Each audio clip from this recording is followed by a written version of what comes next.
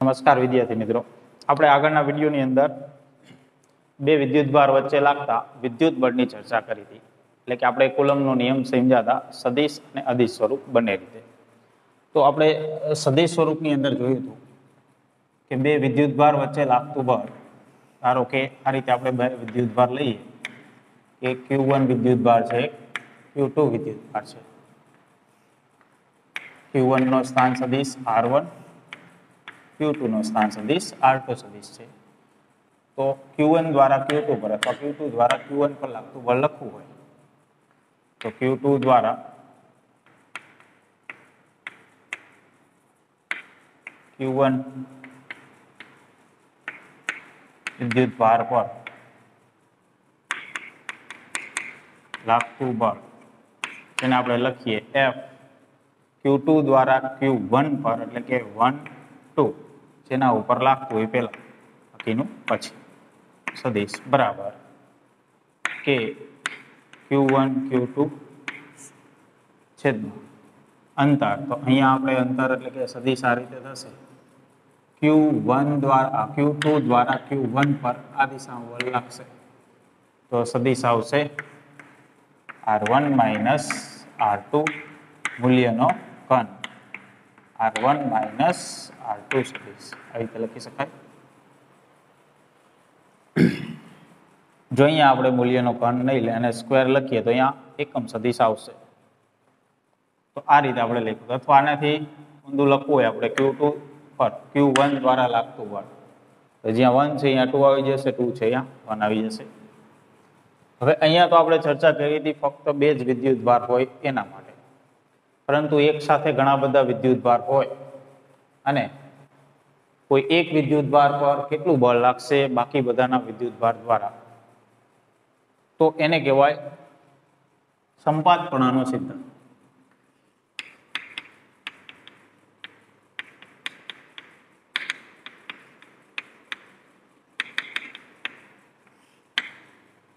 તો સંપાતપણાનો સિદ્ધાંત સમજાવે છે કે કોઈ એક વિદ્યુતભાર પર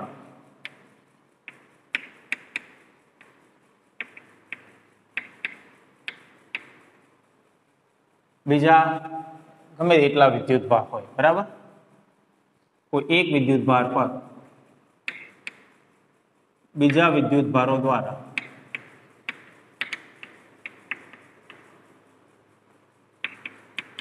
લાગતું વિદ્યુત બળ એ બધા વિદ્યુતભાર દ્વારા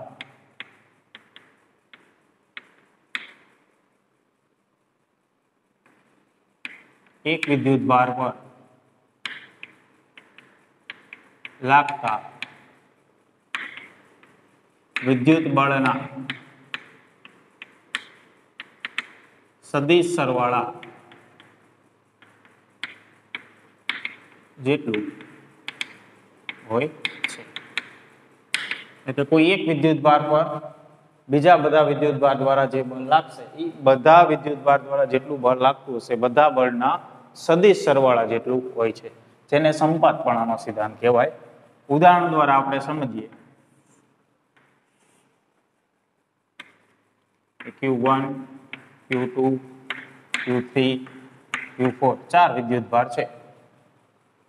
દરેકના સ્થાન સદિશ આપણે લઈ લઈએ. Q1 નો R1 સ્થાન સદિશ, Q2 નો R2 સ્થાન સદિશ, Q3 નો R3 સ્થાન સદિશ અને Q4 નો R4 સ્થાન સદિશ. તો જુદા જુદા ચાર વિદ્યુતભાર લીધા છે આપણે, ચારેયના સ્થાન સદિશ આપણે તારી લીધા. હવે આપણે આ ચારમાંથી નક્કી કરીએ કે કોઈ એક વિદ્યુતભાર પર લાગતું બળ આપણે ગણવું છે. તો આમાંથી કોઈ પણ આપણે એક વિદ્યુતભાર લઈએ, ધારો કે Q2 લઈએ, કે આ વિદ્યુતભાર જે છે Q2 એના ઉપર કેટલું બળ લાગશે. તો અહીંયા ટોટલ બીજા 3 વિદ્યુતભાર થયા. તો Q2 પર Q1 વિદ્યુતભારે બળ લગાડશે, Q3 પણ લગાડશે અને Q4 પણ લગાડશે. તો બધા બળો જે હશે એના સદિશ સરવાળા જેટલું થાય કુલ બળ Q2 પર લાગતું, બરાબર. તો Q2 પર લાગતું કુલ બળ આપણે ગણવું હોય Q2 विद्युत भार पर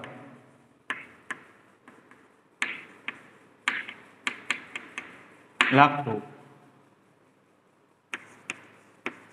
कुल विद्युत बळ, धारो के आपणे Q2 F2 सदिश लखीए तो केटलुं लागशे? तो Q2 पर Q1 द्वारा बल लागशे, जेने आपणे कहीशुं F21 सदिश बराबर 2 ઉપર 1 द्वारा लागतुं बळ। ए ज रीते Q2 पर 3 द्वारा बल लागशे, जेने आपणे कहीशुं F23 सदिश। ए ज रीते Q2 पर Q4 द्वारा बल लागशे, जेने आपणे कहीशुं F24 सदिश। तो जुदा जुदा 3 बळ लागशे अने त्रणेयना सदिश सरवाळा जेटલું થાય बराबर। तो कुल बळ કેટલું થશે? તો કે એક તો પહેલા વિદ્યુત ભાર દ્વારા લાગતું બળ, બીજું ત્રીજા વિદ્યુત ભાર દ્વારા લાગતું બળ અને ચોથા વિદ્યુત ભાર દ્વારા લાગતું બળ, ત્રણેય બળના સદિશ સરવાળા જેટલું કુલ બળ થશે। તો આપણે અહીંયા કોઈ એક વિદ્યુત ભાર દ્વારા બીજા ઉપર લાગતું બળ લખવું હોય તો આપણે આવી રીતે લખી શકીએ। તો બધા દ્વારા એવી રીતે લખવું હોય તો આવી રીતે લખાશે।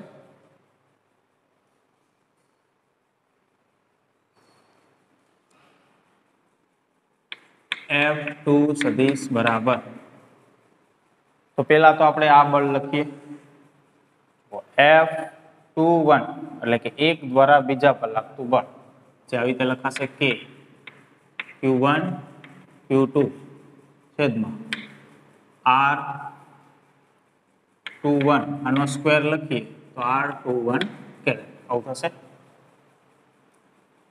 પછી બીજા માટે લખવું હોય તો કે Q2 Q3 બરાબર, કેમ કે 2 અને 3 વચ્ચે લાગતું બળ આપણે ગણવું છે, તે બે વચ્ચેનું અંતર આપણે લખીએ 23 R23 બરાબર, એનો સ્ક્વેર અને એનો એકમ સદિશ R23 કેરેટ।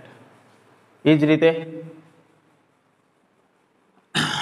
ચોથા દ્વારા બીજા પર લાગતું બળ okay Q2 Q4 R24 square R24 caret આ રીતે લખાશે। હવે એકમ સદિશ હોય તો એને આપણે સદિશ છેદમાં મૂલ્ય એવી રીતે લખીએ તો આવી રીતે લખાશે F2 સદિશ બરાબર કે Q1 Q2 છેદમાં R21 આનો ઘન થઈ જશે અને અહીંયા R21 સદિશ આવી જશે બરાબર, કેમ કે સદિશ છેદમાં મૂલ્ય લખીએ તો ઓલરેડી બે વખત તો છે જ એટલે મૂલ્ય આવશે એટલે ઘન થઈ જશે કે Q2 Q3 છેદમાં R23 નો ઘન R23 સદિશ પ્લસ કે Q2 Q4 છેદમાં R24 નો ઘન R24 સદિશ આ રીતે થશે। હવે અહીંયા આપણે આવું પણ લખી શકીએ કે R2 સદિશ માઇનસ R1 સદિશ એવું લખી શકાય અને અહીંયા પણ મૂલ્ય લખી શકીએ એવી રીતે, તો આવી રીતે લખાશે કે Q1 Q2 છેદમાં R2 સદિશ માઇનસ R1 સદિશ મૂલ્યનો ઘન R2 સદિશ માઇનસ R1 સદિશ આવી રીતે લખાશે। એ જ રીતે અહીંયા પણ લખી શકાશે R2 સદિશ માઇનસ R3 સદિશ, તો કે Q2 Q3 છેદમાં R2 સદિશ માઇનસ R3 સદિશ મૂલ્યનો ઘન R2 સદિશ માઇનસ R3 સદિશ। એ જ રીતે અહીંયા પણ લખી શકાશે કે Q2 Q4 R2 સદિશ માઇનસ R4 સદિશ મૂલ્યનો ઘન R2 સદિશ માઇનસ R4 સદિશ।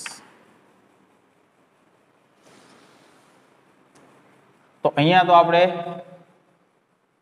3 વિદ્યુત ભાર દ્વારા કોઈ એક વિદ્યુત ભાર પર લાગતું બળ લખ્યું એટલે અહીંયા 3 પદ આવ્યા। જો હજી વધારે વિદ્યુત ભાર હોય બરાબર તો બધાની રીતે આ રીતે લખતું જવાનું અને સદિશ સરવાળો કરતો જવાનો, એટલે આપણને કુલ બળ પણ મળે. તો n વિદ્યુતભાર હોય તો હજી n વખત આ રીતે આપણે લખી શકીએ, અને શોર્ટમાં લખવું હોય તો આવી રીતે લખી શકાય. તો જો આની અંદર Q2 બધામાં કોમન છે, અહીંયા જો આ 2 કોમન આવે છે, બરાબર. k ની કિંમત એ કોમન છે, અહીંયા પણ 2 કોમન આવે છે. આપણે આ રીતે લખી શકીએ, સિગ્મા KQ2 પછી QI એવું લખી દઈએ, છેદમાં R2 સદિશ માઇનસ RI મૂલ્યનો ઘન R2 સદિશ માઇનસ RI સદિશ આવી રીતે લખીએ, જ્યાં I બરાબર 1 થી લઈ અને 4 સુધી, પરંતુ I is not equal to 2. બરાબર. I બરાબર 2 નહીં આવે, બાકી 1, 3 અને 4 આવશે. તો આ રીતે આપણે ટૂંકમાં લખી શકીએ. જો n વિદ્યુતભાર હોય તો અહીંયા 4 ની જગ્યાએ 1 થી n સુધી, એટલે કે અહીંયા એક પહેલો વિદ્યુતભાર આવ્યો, ત્રીજો આવ્યો, ચોથો આવ્યો, પાંચમો, છઠ્ઠો, સાતમો, આઠમો, એવી રીતે n સુધી જેટલા વિદ્યુતભાર હોય. તો આવી રીતે આપણે n વિદ્યુતભારોનું તંત્ર હોય તો કોઈ એક વિદ્યુતભાર પર લાગતું બળ લખી શકીએ. બરાબર. ટૂંકમાં સદિશ સરવાળા જેટલું કુલ બળ થાય, કોઈ એક વિદ્યુતભાર પર બળ ગણવું હોય આપણે, તો જેટલા પણ વિદ્યુતભાર દ્વારા બળ લાગશે બધાના સદિશ સરવાળા જેટલું થશે. બરાબર. અદિશ સરવાળો કરવો નહીં.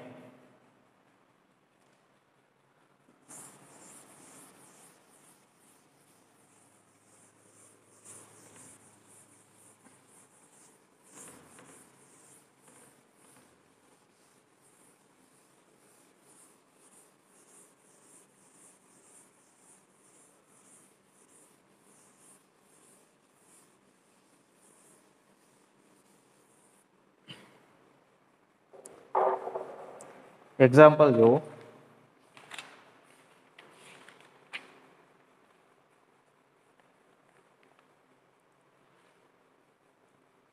ઉદાહરણ 2. એક પદાર્થમાંથી બીજા પદાર્થમાં દર સેકન્ડે 10⁹ ઇલેક્ટ્રોન જતા હોય તો બીજા પદાર્થ પર કુલ 1 કુલમ વિદ્યુતભાર થવા માટે કેટલો સમય લાગશે? તો અહીંયા કીધું છે એક પદાર્થ પરથી બીજા પદાર્થ પર, ધારો કે કોઈ એક પદાર્થ છે એના ઉપરથી બીજા પદાર્થ ઉપર ઇલેક્ટ્રોન જાય છે, તો એ ઇલેક્ટ્રોન દર સેકન્ડે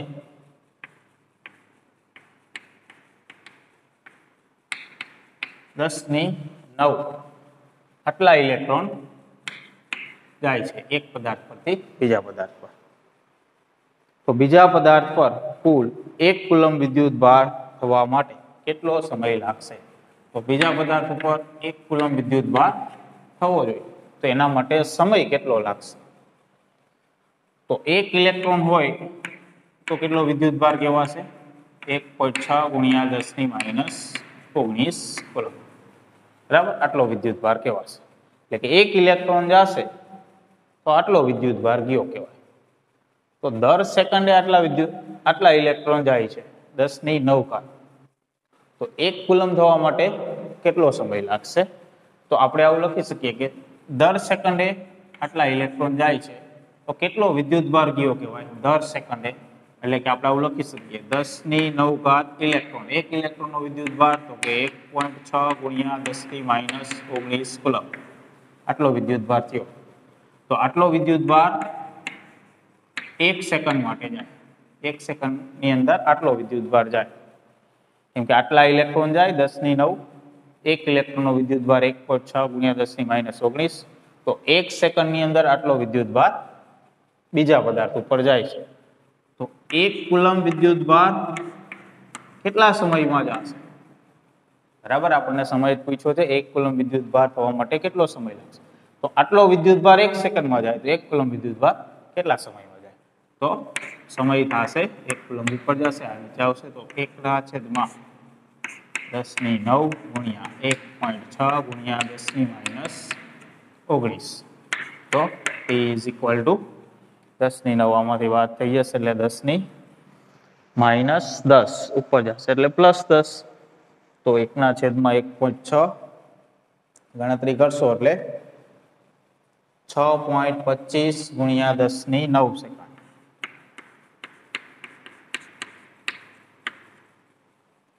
આટલા સેકન્ડ થશે.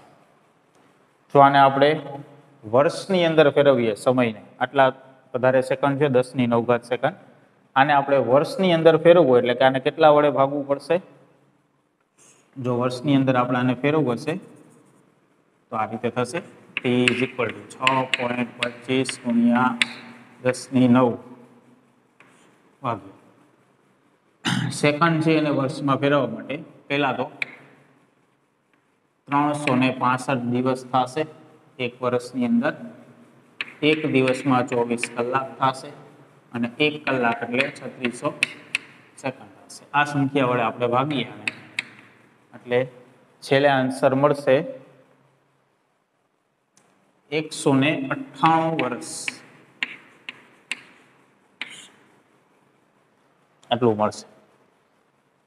તો આના ઉપરથી આપણે કહી શકીએ કે કોઈ એક પદાર્થ પરથી બીજા પદાર્થ પર 1 સેકન્ડમાં 10⁹ જેટલા ઇલેક્ટ્રોન જતા 1 સેકન્ડની અંદર, તો 1 કુલમ વિદ્યુત ભાર થવા માટે આટલા વર્ષ લાગે. તો આ 1 કુલમ વિદ્યુત ભાર જે છે એ ખૂબ જ મોટો એકમ છે એવું આપણે કહી શકીએ.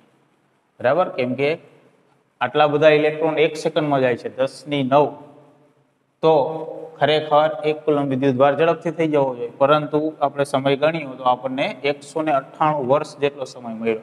એના ઉપરથી કહી શકીએ આપણે 1 કુલમ વિદ્યુત ભાર એટલે ખૂબ જ મોટો એકમ છે.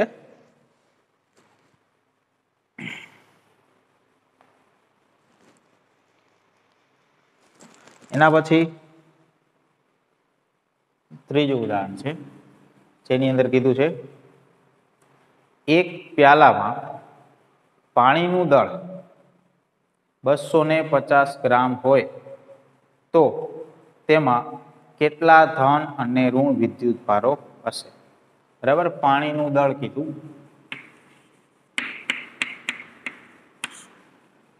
આ બીજું ઉદાહરણ હતું.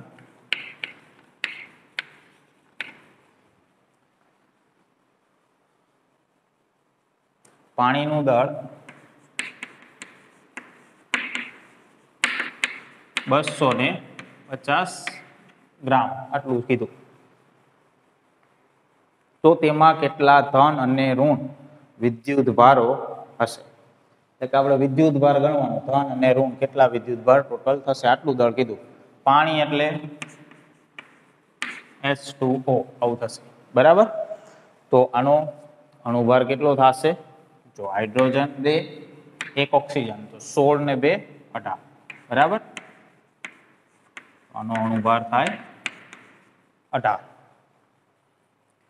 તો આનો અર્થ એવો થશે આની અંદર સંખ્યા જો આપણે ગણીએ અણુની તો આપણે 18 ગ્રામ જેટલું 18 ગ્રામ જેટલું આપણે પાણી લઈશું તો એની અંદર એવોગ્રેડો એટલે કે 6.022 ગુણ્યા 10⁻23 અણુ રહેલા હશે. તો આપણે 18 ગ્રામ લઈશું તો આટલા અણુ રહેલા હશે. બરાબર, એક અણુની અંદર આપણે વિદ્યુત ભાર ગણવો હોય તો જો ઓક્સિજન છે અને હાઇડ્રોજન, તો હાઇડ્રોજનની અંદર ટોટલ આપણે અત્યારે પ્રોટોન ગણીએ, સામે ઇલેક્ટ્રોન એટલા જ હશે.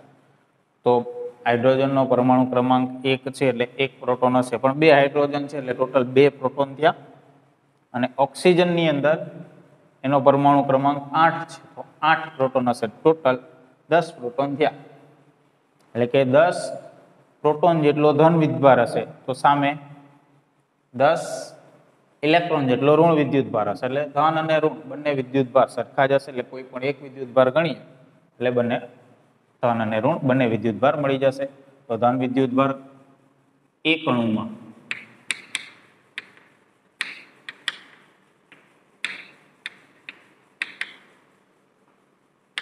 જે થશે 10 E જેટલો, કેમ કે એક પ્રોટોનનો વિદ્યુતભાર E જેટલો થશે, તો 10 છે તો 10 E જેટલો થશે એક અણુની અંદર. પણ ટોટલ 18 ગ્રામ હશે તો આટલા અણુ હશે, તો આટલા ગ્રામ હશે તો કેટલા અણુ હશે પેલા એ ગણવું પડશે. તો આપણે આવી રીતે લખી શકીએ 250 ગ્રામ અણુ કેટલા, બરાબર. તો અણુની સંખ્યા આપણે ગણીએ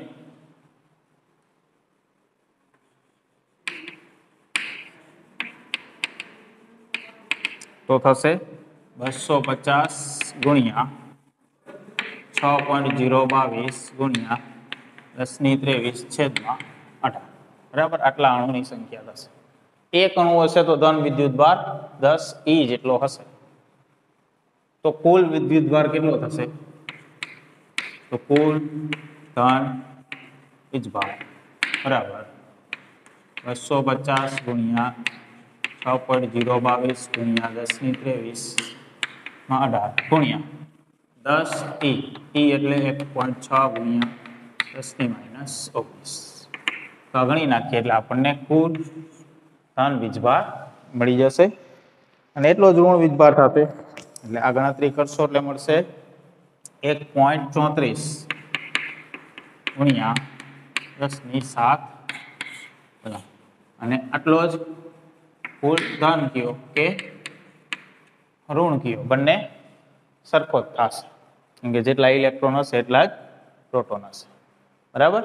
તો અહીંયા આપણને કીધું હતું પાણીનું દળ 250 ગ્રામ છે, તેમાં કુલ ધન અને ઋણ વિદ્યુતભાર કેટલા? તો H2O એટલે કે 18 પરમાણુ અણુભાર થયો એનો, બરાબર. એમ કે ઓક્સિજનનો 16 અને હાઇડ્રોજનનો 1, એટલે કે 2 હાઇડ્રોજન છે, એટલે ટોટલ 2 અને 16 એટલે કે 18 થશે.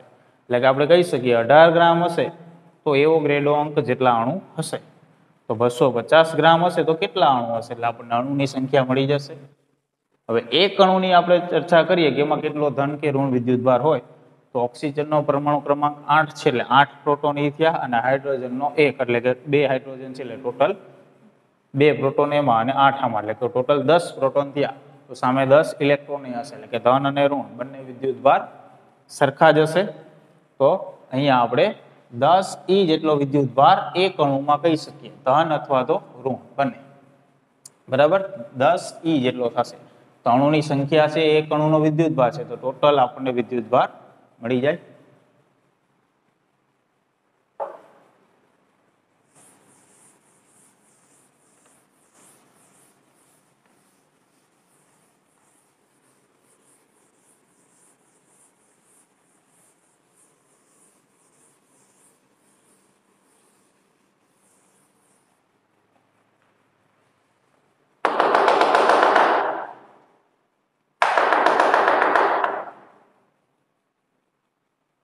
એના પછી ચોથું ઉદાહરણ,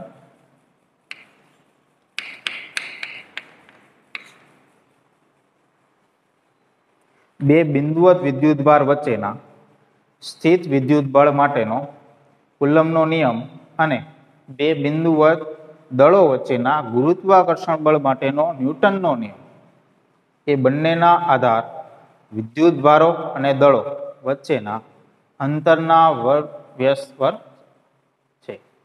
તો પેલું ઇલેક્ટ્રોન અને પ્રોટોન, બીજું બે પ્રોટોન વચ્ચે આ બળોના માનના ગુણોત્તર પરથી તેની પ્રબળતાની સરખામણી કરો. પછી બીજું ગણવાનું કીધું છે કે ઇલેક્ટ્રોન અને પ્રોટોન 1 એંગસ્ટ્રોમ દૂર હોય ત્યારે તેમના પરસ્પર આકર્ષણ બળની ઉદ્ભવતા ઇલેક્ટ્રોન અને પ્રોટોનના પ્રવેગ શોધો. તો બીજું આપણે પછી ગણીએ. પેલું આપણને ગણવાનું કીધું છે ઇલેક્ટ્રોન અને પ્રોટોન અને બે પ્રોટોન વચ્ચે લાગતા બળોના માનના ગુણોત્તર પરથી પ્રબળતાની સરખામણી કરવાની. બંને બળ વિદ્યુત બળ અને ગુરુત્વાકર્ષણ બળ. તો પેલા આપણે ઇલેક્ટ્રોન અને પ્રોટોન માટે ગણીએ.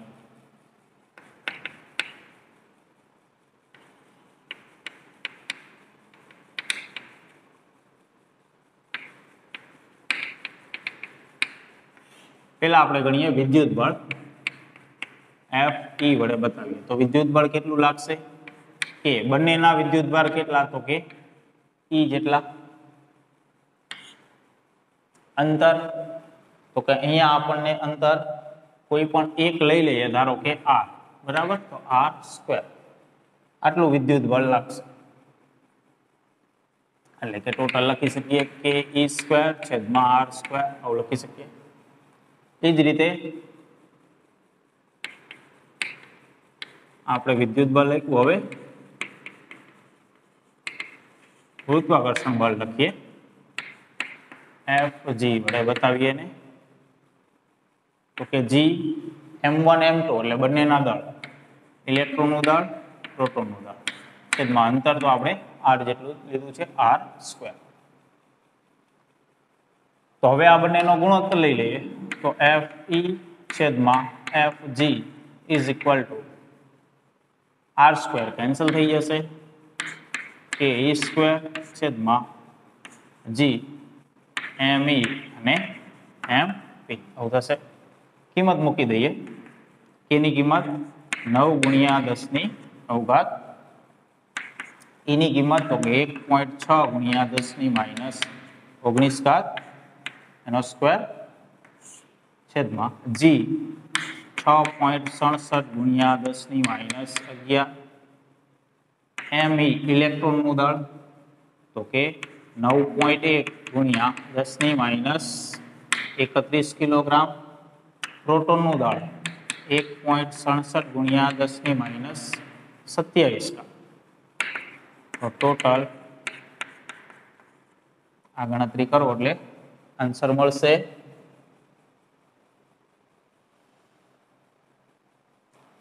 આશરે 2.3 ગુણ્યા 10 ની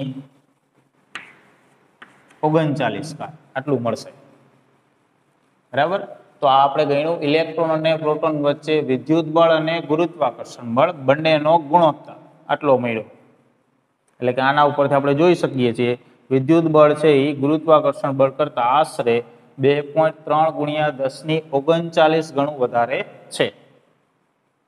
એ જ રીતે હજી બીજું ગણવાનું કીધું છે આપણને બે પ્રોટોન વચ્ચે તો બે પ્રોટોન વચ્ચે ગણશું તો વિદ્યુત ભાર તો આ જ આવશે બંને પ્રોટોનના એટલે કે વિદ્યુત બળ તો આ જ આવશે પરંતુ અહીંયા ઇલેક્ટ્રોનનું દળ આવે એની જગ્યાએ પ્રોટોનનું દળ આવી જશે બાકી બધું છે તો ગુણોત્તર આ જ રીતે આવશે પણ અહીંયા પ્રોટોનનું દળ આવી જશે બે વખત બરાબર. તો આપણે આવું લખી શકીએ ડાયરેક્ટ જ હવે Fe Fg ઉપર આવશે ke² નીચે આવશે gmp². બે વખત પ્રોટોનનું દળ આવી જાય ઇલેક્ટ્રોનની જગ્યાએ પ્રોટોન છે એટલે બરાબર. તો અહીંયા ખાલી ફરક આવશે એટલે કે આપણે આ રીતે ગણતરી કરવાની થશે કે ની કિંમત 9 ગુણ્યા 10 ની 9 e ની કિંમત 1.6 ગુણ્યા 10 ની માઈનસ 19 એનો સ્ક્વેર g ની કિંમત 6.67 ગુણ્યા 10 ની માઈનસ 11 અને 1.67 ગુણ્યા 10 ની માઈનસ 27 ઘાત એનો સ્ક્વેર. તો આ ગણતરી કરશો એટલે છેલ્લે જવાબ આવશે 1.3 ગુણ્યા 10 ની 36 બરાબર આટલું મળશે.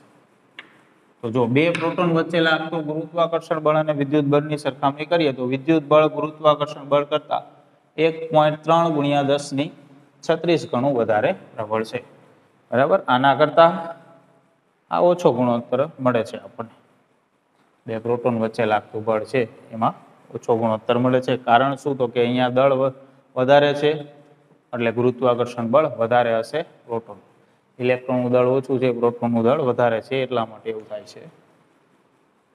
પછી બીજું આપણને ગણવાનું શું કીધું છે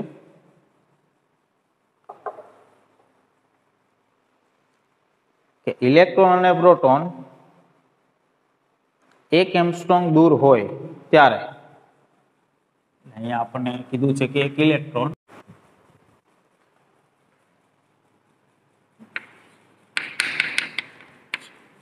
ઉદાહરણ 1.4 ની અંદર આપણે બે પ્રોટોન વચ્ચે અને બે ઇલેક્ટ્રોન અને પ્રોટોન વચ્ચે લાગતા વિદ્યુત બળ અને ગુરુત્વાકર્ષણ બળનો ગુણોત્તર આપણે જોયો. પછી થોડું કટ થઈ ગયું હતું એટલે ત્યાંથી જ સ્ટાર્ટ કરીએ આપણે કે બીજું એક પહેલો પાર્ટ આપણે ગણી નાખ્યો છે. બીજો પાર્ટ તેની અંદર ગણવાનું કીધું છે કે ઇલેક્ટ્રોન અને પ્રોટોન બે વચ્ચે 1 એંગસ્ટ્રોમ જેટલું અંતર હોય તો પરસ્પર જે આકર્ષણ બળથી ઉદ્ભવતા ઇલેક્ટ્રોન અને પ્રોટોનના પ્રવેગ ગણવાનો. તો પહેલા તો બળ કેટલું લાગશે તો કે F = K બંનેના વિદ્યુતભાર E જેટલા છે E² છેદમાં અંતર r નો કોણ. તો આપણે પહેલા ગણી નાખીએ. K ની કિંમત 9 × 10⁹ E ની કિંમત 1.6 × 10⁻19 આનો સ્ક્વેર છેદમાં અંતર 1 એંગસ્ટ્રોમ એટલે કે 10⁻10 એનો સ્ક્વેર એટલે કે આપણે બે વચ્ચે લાગતું આકર્ષણ બળ ગણીએ જે મળશે આપણને 2.3 × 10⁻8 ન્યૂટન.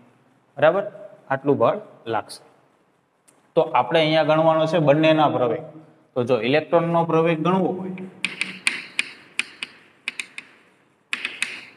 તો જે બળ જે છે 2.3 × 10⁻8 એ બળની અંદર આપણે દળ અને પ્રવેગ બંને ઇલેક્ટ્રોનના લેવાના એટલે આપણને ઇલેક્ટ્રોનનો પ્રવેગ મળી જશે.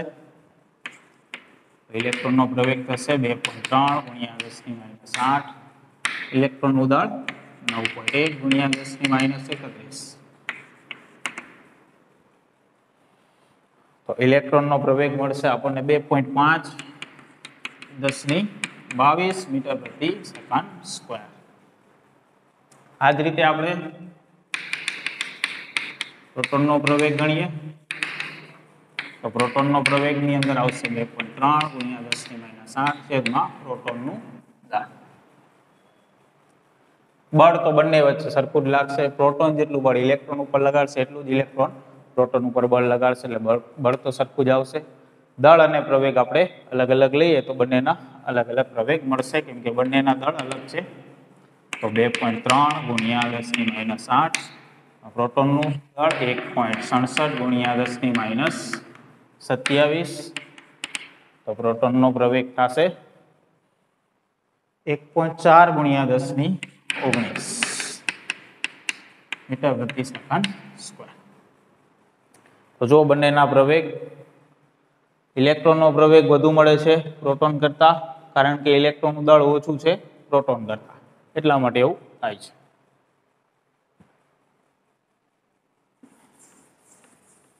એના પછી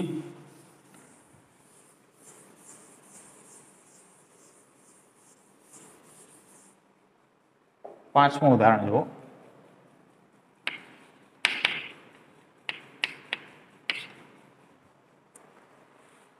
ધાતુના વિદ્યુત ભારિત ગોળા એને લાયલોનની દોરી વડે લટકાવેલ છે. આકૃતિ એમાં દર્શાવ્યા મુજબ અવાહક હાથાના હેન્ડલ વડે પકડેલ બીજો વિદ્યુત ભારિત ગોળો બી એની નજીક એવી રીતે લાવવામાં આવે છે કે તેમના કેન્દ્ર વચ્ચેનું અંતર 10 સેન્ટીમીટર હોય. તો આકૃતિની અંદર બતાવ્યું છે એ પ્રમાણે એક દોરી વડે એક વિદ્યુત ભારિત ગોળો એ ધારો કે વિદ્યુત ભાર Q1 જેટલો છે એવું લઈ લે. એની નજીક બીજો વિદ્યુત ભારિત ગોળો બી ધારો કે એનો વિદ્યુત ભાર Q2 જેટલો છે. આ રીતે હેન્ડલ વડે પકડી અને એની નજીક એમના કેન્દ્ર વચ્ચેના અંતર 10 સેન્ટીમીટર હોય આ રીતે નજીક લાવવામાં આવે છે. જે આકૃતિ એની અંદર બતાવ્યું છે એ જોજો તમે. પછી કીધું છે આનાથી થતું એનું અપાકર્ષણ નોંધવામાં આવે છે.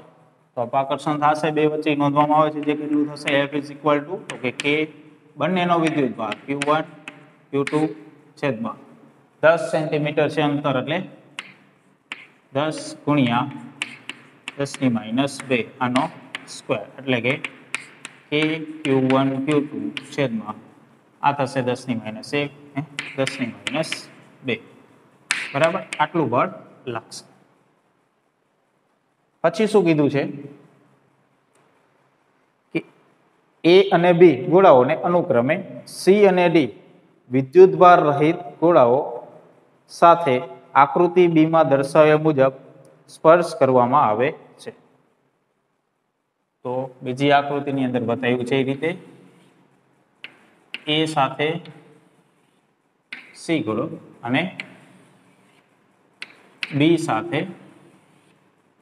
ડી ગોળો આ રીતે સંપર્કમાં લાવવામાં આવે છે. સી અને ડી વિદ્યુતભાર રહિત છે. સી અને ડી વિદ્યુતભાર રહિત છે. આ રીતે સંપર્કમાં લાવવામાં આવે છે. પછી સી અને ડી ને દૂર કરી બી અને એ ની નજીક તેમના વચ્ચેનું અંતર 5 સેન્ટીમીટર થાય તેમ લાવવામાં આવે છે. એટલે કે હવે આ બંનેથી દૂર કરી એ અને બી ને એકબીજા વચ્ચેનું અંતર 5 સેન્ટીમીટર થાય એમ લાવવામાં આવે છે. તો કુલમ્બના નિયમ આધારે એનું અપાકર્ષણ કેટલું થશે?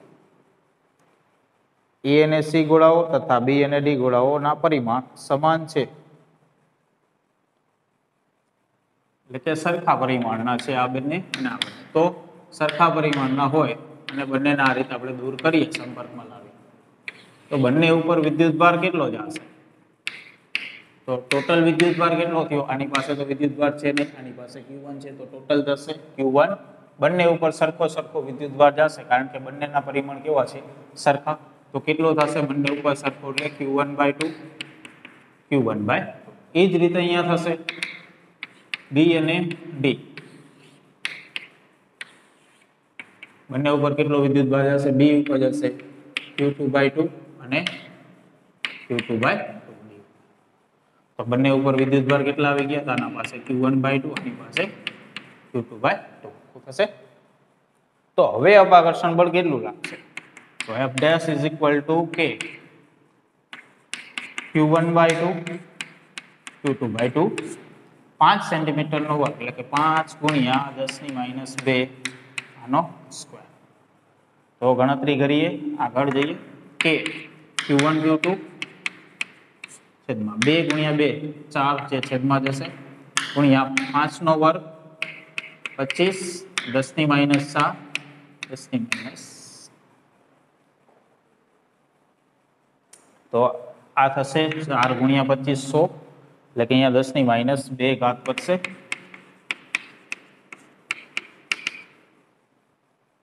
તો આટલું અપાકર્ષણ બળ લાગશે. તો જુઓ F જે આપણને આટલું મળ્યું અને F ડેશ જે આપણને આટલું મળ્યું છે, બંને સરખા છે. તો આપણે લખી શકીએ પહેલા જે અપાકર્ષણ બળ લાગતું હતું અને પછી બંને કેવા હશે? એક સરખા હશે. બરાબર.